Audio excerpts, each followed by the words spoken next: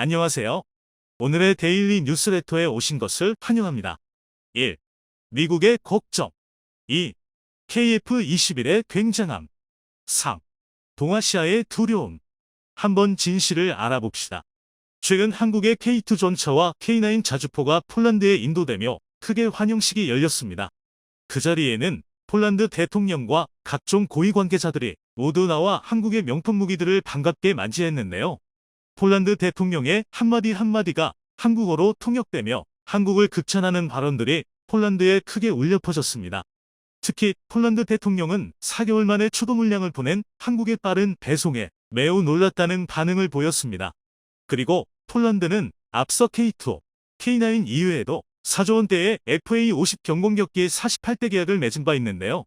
그런데 수출 이행 계약을 맺은 지 2달 만에 계약금의 약 30%에 해당하는 1조 2천억 원 9억 달러의 선수금으로 즉시 지불하면서 그동안 폴란드가 돈이 없을 것 같다는 우려의 목소리가 한순간에 들어갔습니다. 통상 10% 안팎인 무기 수출 계약금의 선수금을 30%까지 높여 지불한 것은 굉장히 이례적인 것입니다. 그만큼 폴란드의 현재 안보 상황이 시급하며 러시아의 위협에 빠르게 대응하기 위해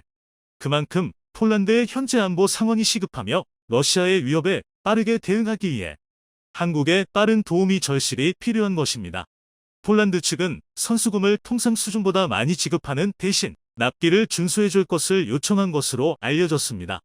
FA-50의 경우 12기가 먼저 내년 하반기에 폴란드에 인도되고 나머지 36대는 2025년 하반기부터 2028년까지 순차적으로 인도될 예정입니다. 폴란드는 카이와 FA-50의 한국 형유도 폭탄 KGB 및 미국의 중거리 공대공 미사일, 암람암램 장착 등 성능 개량 사업을 별도 추진하는 방안도 검토하고 있습니다. 폴란드 공군의 요구도를 반영해 카이가 납품할 FA-50P의 형상은 현존하는 최고 사양의 FA-50 성능 개량 형상이 될 전망인데요. 게다가 폴란드는 자국 내에 물류업 로지스틱스 허브를 짓고 FA-50 조종사 양성용 국제 비행훈련학교 설립과 정비체계 추가 수출도 한국 측과 논의하는 것으로 알려졌습니다. 그런데 FA-50뿐만 아니라 폴란드가 한국이 개발 중인 KF-21까지 폴란드 내에서 생산하고 싶다는 입장을 밝히면서 관심이 모아지고 있는데요. 그래서 이미 FA-50 도입 계약을 체결한 폴란드가 KF-21을 추가 도입할 것이란 기대가 커졌다는 평가가 나오고 있습니다. 동유럽 매체인 비셰그라드 24 등에 따르면 폴란드 여당인 법과 정의당 파이에스의 미하우 야흐 최근 한국의 4.5세대 전투기 KF-21이 폴란드 개량형 KF-21P로 폴란드 내에서 공동 생산될 가능성이 높다고 말했습니다. 야흐 의원은 폴란드 여당의 3선 의원으로 폴란드 국방위원회 의장을 지내 이번 발언에 무게가 실리고 있는데요. 폴란드 정치권 내에서 KF-21 도입 관측이 제기된 것은 이번이 처음입니다.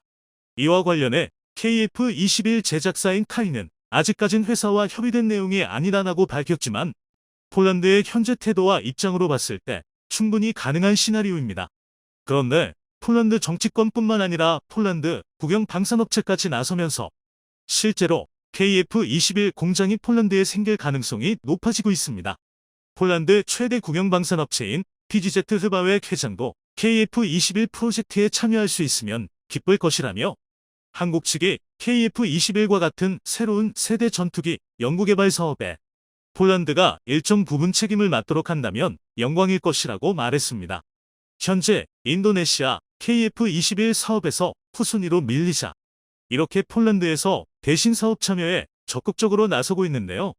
폴란드 측 고위 인사가 한국 언론과의 인터뷰에서 KF-21 사업 참여 의향을 공식적으로 밝힌 것은 처음입니다.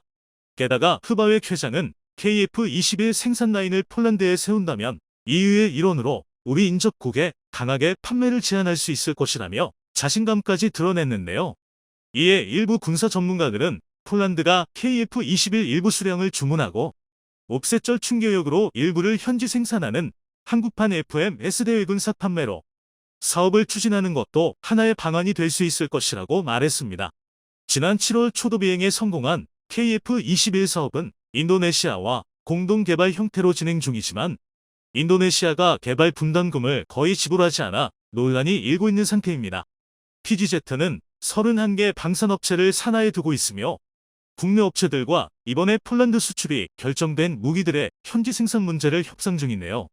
폴란드 국방부 고위 관계자도 미국 독 일제 대신 한국제 무기 대량 도입을 결정한 배경에 대해 유례 없는 신속한 공급 조달 속도와 기술 이전에 적극적이었던 점 등을 꼽았습니다. 이번에 K2, K9의 로켓 배송을 보고 감격의 눈물을 흘릴 정도였는데요. 부족한 전력을 수개월 내에서 제공할 수 있는 나라는 한국뿐이었다는 것입니다.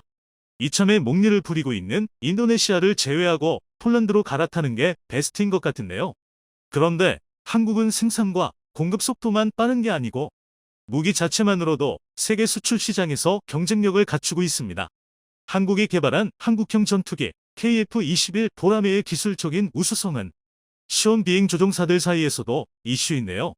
해외에서 만든 항공기를 생산하는 수준에 그쳤던 한국이 직접 만든 이사레이더를 포함한 핵심 부품을 직접 개발해 4.5세대 전투기를 만드는데 사실상 성공했다는 점에서입니다. KF-21과 관련해 충격적인 발언이 나온 것입니다. 사천에서 만난 세시온 비행조종사협회 플림 부회장은 앞서 캐나다 왕립공군에서 시험 비행조종사이자 전대장으로도 복무했으며 특히 미국의 F-35 라이트닝 II의 개발에 참여한 인물입니다. 그야말로 시험 비행조종사, 비행기 개발자로 산전수전을 겪은 인물입니다. 최근 플림 부회장은 사천을 찾아 KF-21 비행을 참관했습니다. 기체 실물을 직접 둘러보는 시간도 가졌는데요. 플림 부회장은 KF-21 이 이야기가 나오자 인터뷰에서 KF-21 보라매가 비행하는 모습을 직접 봤다. 입을 쩍 벌릴 정도로 놀랐다.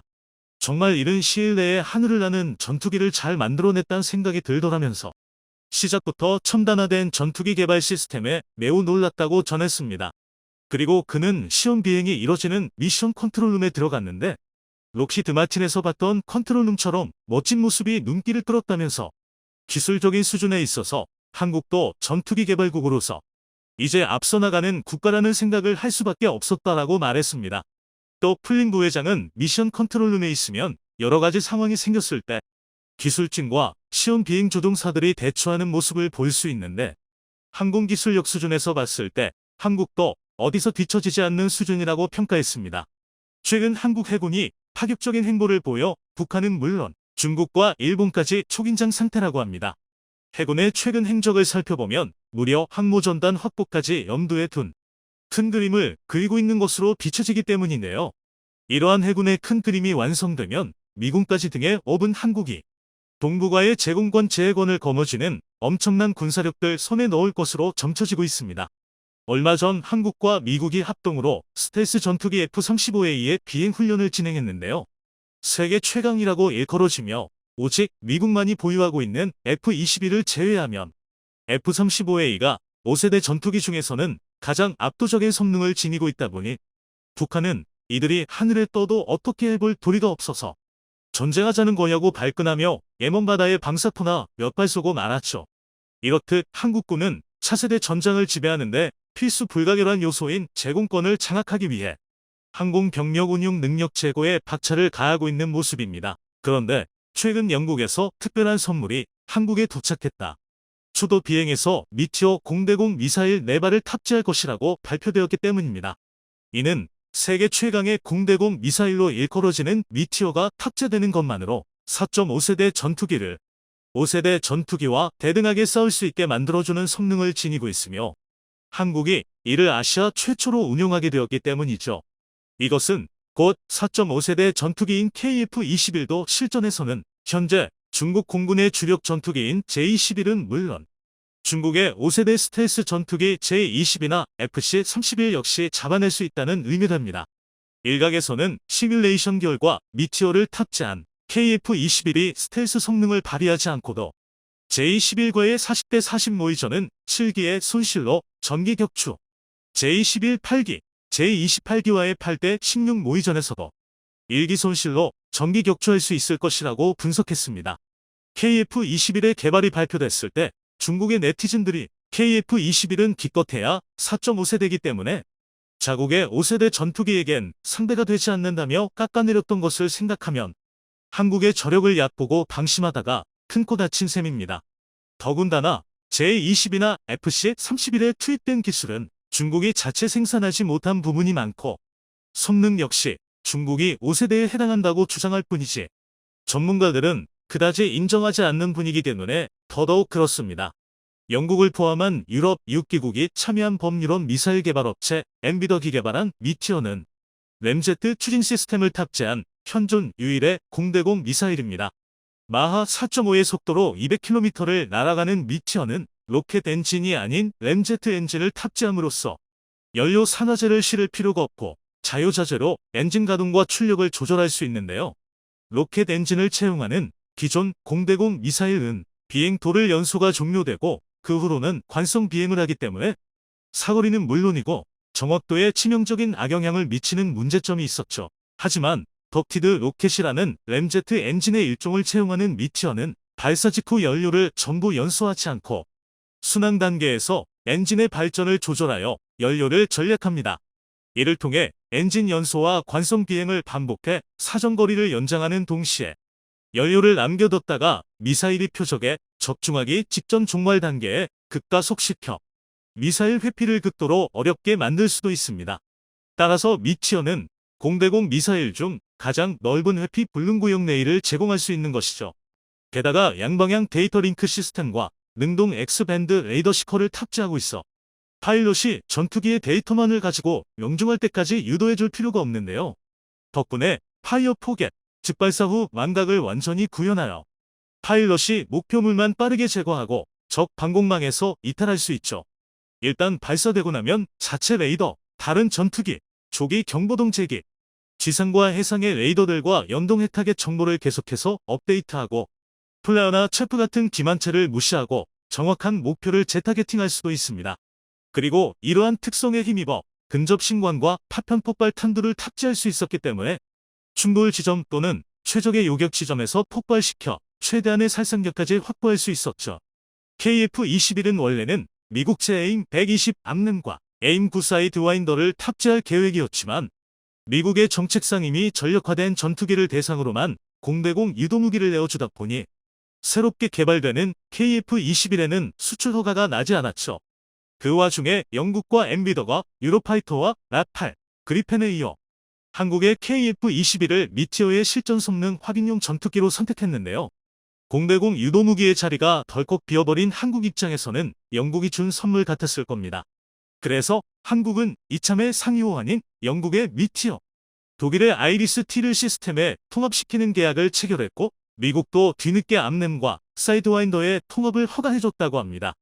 엠비더와 방사청 계획에 따르면 미티어의 KF-21 체계 통합을 거쳐 2026년부터 양산되는 KF-21의 공대공 공대지형인 블록1부터 미티어를 장착하게 됩니다.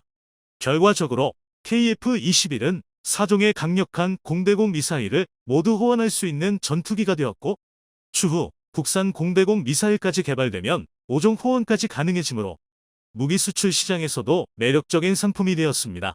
게다가 독침, 고순도치가시 혹은 중앙모 킬러에 비유되는 초음속 공대함 미사일을 KF-21에 탑재 가능한 사양으로 개발 중이라는 소문도 돌고 있는데요. 초음속 공대함 미사일에 그러한 별명이 붙는 이유는 대함 미사일이 해상의 함정, 그 중에서도 항공모함을 공략하는 무기이고 단 한 발로 전투기 수십 대의 모함을 제거할 수 있는 뛰어난 가성비를 갖추고 있어 군사력에서 밀리는 상황조차 뒤집을 수 있는 잠재성을 가지고 있기 때문이죠. 공대함으로 운용했을 때가 특히 표적에 가장 접근하기 쉬운 만큼 멀리서 쏘게 되는 지대함이나 함대함보다 훨씬 뛰어난 명중률을 보이기 때문에 가장 효율적입니다. 이러한 공대함 미사일을 해군이 공대함 2유도탄이라는 이름으로 개발 중이라는 소식과 더불어 국방과학연구소가 발간하는 개간 국방과학기술 플러스에선 그 개념도까지 등장했는데요. 보다시피 해군의 큰 그림은 이제 더 이상 북한 따위 상대하는 것이 목적이 아님이 명확합니다. 바로 얼마 전에도 세 번째 항공모함 푸젠을 진수하며 남중국해에서 미군과 대치하고 있는 중국의 항모전단을 상대하게 된 것이죠. 최근엔 이에 쐐기를 박는 소식까지 들려와 중국이 식은땀을 흘리고 있는데요. 지난 15일 해군이 준장급인 제6항공전단을 소장급 부대로 격상해 해군 항공사령부로 재편하고 해상항공작전 통제권을 부여한 것이죠. 이에 따라 항공작전을 통제받는 전담급 부대에서 작전을 동제하는 사령부급 부대로 거듭나게 됐습니다. 특히 해상항공작전협의체마학을 새롭게 운영하여 평시에 미 해군 제7함대 등과 해상 초계 임무 공조를 강화하고 전시에도 연합해상항공작전을 주도적으로 수행할 예정입니다. 해군 항공사령부는 해상경계작전의 핵심으로 적 잠수함 위협 대응을 비롯해 해상항공작전 계획 수립, 교육훈련, 정비, 군수지원, 관제 및 운항 등의 임무를 수행하는데요. 해상 초계기 PAJ 포세이돈, 해상작전 헬기 MH-60R 시우크, 기뢰 탐색 제거용 소의 헬기, 함정 탑재, 정찰용 무인기 IF 등이 새로 도입되면 이 부대에서 운용하게 됩니다. 2023년 말부터 순차적으로 6대가 도입되는 포세이돈은 최대 탐지 거리 800km의 아나피 10 레이더를 갖췄고 최고 속도 시속 907, 순항거리 7500, 작전 반경 2200여 킬로미터에 하푼, 미사일과 어뢰 등으로 무장합니다. 오는 2025년까지 12대를 도입하는 시우크는 54 경어뢰와 AGM-114 헬파이어를 기본 탑재하고 아나피 153 레이더를 장착해 수면 위로 올라오는 잠만경을 자동으로 잡아내 즉시 타격하는 성능을 지니고 있죠. 이렇게 해군은 이미 운용하고 있는 세종대원급과 정조대원급 이지스함에 더해 해상항공작전에 필요한 사령부, 항모를 호위하는 잠수함 초계 능력, 항모를 타격할 공대함 미사일, 함재기끼리의 도그파이트를 상정한 공대공 미사일까지 확보하며 중국의 항모전단 구성을 하나하나 격파할 수단들을 모으고 있는 것입니다. 만약 여기서 더 나아가 한국형 경항모 사업인 CVX가 완성되고 아직까지 소문으로만 떠도는 KF-21의 함재기형인 KF-21 네이비까지 해군이 모두 손에 넣게 된다면 항모 전단의 조건이 전부 갖춰지게 되죠. 현재 한국의 군사력 순위는 6위, 해군력 순위는 13위. 하지만 항모 전단을 확보한다면 군사력 3위, 해군력 2위로 손꼽히는 중국의 오금까지도 저리게 해줄 수 있을 겁니다. 그리고 우리나라는 군사력 세계 1위, 미국의 우방인 만큼 중국과 맞붙게 돼도 전혀 밀리지 않는 힘을 갖추게 되는 것이죠. 최근 개봉한 영화 탑건 매버릭이 훌륭한 만듦새 덕에 흥행 돌풍을 일으키면서 전투기 파일럿에 대한 젊은이들의 관심이 아주 많아졌는데요. 미 해군이 전작인 탑건 상영 시 영화관 앞에서 적극적으로 모병을 했더니 모병률이 500% 상승했다는 기록이 있습니다. 그래서 이번에도 미 해군은 올해 모병 목표인 수병 4만 명과 장교 3,800명 확보를 위해 영화관에 모병관을 다수 파견했다고 합니다. 한국 역시 공군이 배우들의 내한 행사와 시사회에 파일럿들을 투입하는 등 영화와 연계한 모병 자원 확보에 참여하고 있습니다. 인터넷 커뮤니티에서는 극중 등장하는 주인공이 항모전단에서 활약하는 것을 보고 한국에는 해군 항공대가 없다는 것을 모른 채 해군에 입대 신청을 했다는 이야기가 떠돌기도 했죠. 36년 전 탑건 촬영에 참여했거나 출연한 미 해군 조종사들 중에는 훗날 미 합동 참모차장, 태평양 사령관, 심지어는 나사의 우주비행사가 된 사람까지도 있다고 합니다. 중기적으로 경항모 전단, 중형 항모 건조를 추진하고 주변국의 해상 침략을 맞서고 세계 대항 해군으로 해군력을 증대시키는 것이 맞다고 본다. 하나의 항모에서 공군 전투기, 해군 전투함, 잠수함, 해병대 전력, 육군 전차와 포, 특수전 병력이 함께 작전을 수행하기 때문이다. 영상이 도움이 되셨다면 구독과 좋아요 부탁드리며 오늘도 감사합니다. 최고로 멋진 하루 보내시길 바랄게요.